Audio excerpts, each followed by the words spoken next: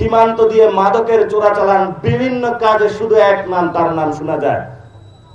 শুধু দরবেশ বাবা সাইজে থাকে সালমান এফ রহমানের মতন। যারা বাংলাদেশকে বিশ্বাস করে এখানে আছে, 47-ও তারা সিদ্ধান্ত নিয়েছিল যে আমরা ভারতের সাথে থাকবো না। 71-ও তারা সিদ্ধান্ত নিয়েছিল আমরা বাংলাদেশের সাথেই থাকব। বাংলাদেশের মাটি, বাংলাদেশের সম্পদ, বাংলাদেশের জনগণের সাথে তারা ঐক্যবদ্ধভাবে থেকে ধর্ম, বর্ণ, গোষ্ঠীর উপরে গিয়ে একটি সামাজিক গোষ্ঠী হিসেবে আমরা সবাই শান্তিতে বসবাস করব। এই জন্য বাংলাদেশে হিন্দু, বৌদ্ধ, খ্রিস্টান ভাইরা আমাদের সাথে মিলেমিশে আছে।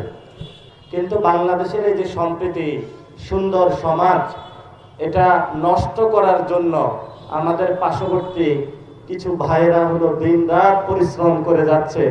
তাদের কালার বা রং হলো সাফরুন কালার।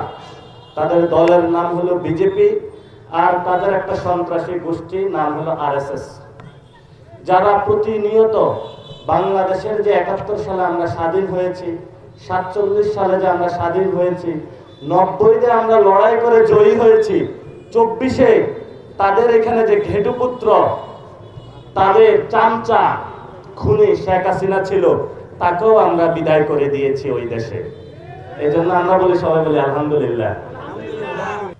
লালমনিরহাটে বাড়ি, মন্ত্রী হয়েছে আসাদুজ্জামান দুলু, একটা পাতাও নড়ে না। আমি লালমনিরহাটে যায় বলছি, সেই একটা গডফাদার। পুরা লালমনিরহাট গরম হয়ে গিয়েছে। সীমান্ত দিয়ে মাদকের চোরাচালান, বিভিন্ন কাজে শুধু এক নাম, তার নাম শোনা যায়। শুধু দরবেশ বাবা সাইজে থাকে সালমান এফ রহমানের মতন। এইসব যারা মন্ত্রী, এমপি নতুন করে রাতের আধারে মাদকের কারবার করে, সন্ত্রাস, চাঁদাবাজি, দুর্নীতি করে, তাদেরকে আপনারা আগামী নির্বাচনে পরিত্যাগ করবেন। শরীয়তুল্লাহর মতন লাঠি তৈরি করবেন, তিতুমিরের মতন নতুন করে বাঁশের কেল্লা বানিয়ে আগামী লোকাল বা স্থানীয় গভর্নমেন্ট নির্বাচনে যারা ভোট কেন্দ্রের উপর হাত বসাতে আসবে, তাদেরকে পিলারের সাথে বেঁধে বিচার করে পুলিশের হাতে তুলে দিতে হবে ইনশাআল্লাহ।